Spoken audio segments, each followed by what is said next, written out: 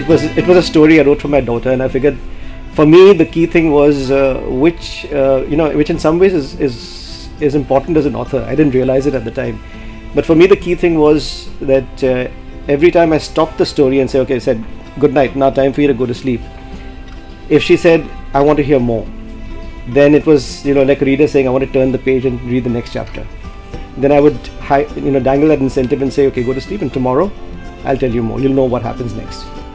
That for me was a very important thing. And today I realize, I do a lot of school outreach programs where I speak at schools and I talk to them about the themes of my books.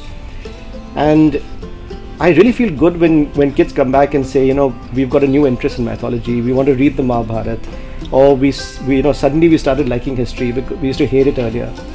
And that's where I've learned. It's actually been a learning process. It wasn't something that went off in my brain like a light bulb. But I've now learned that you're right. This is a great way to educate people. If we were to teach history in schools, the way I write fiction and history is non-fiction, but if the approach was the same, I think kids would be much more interested in history and science and mythology than they are today.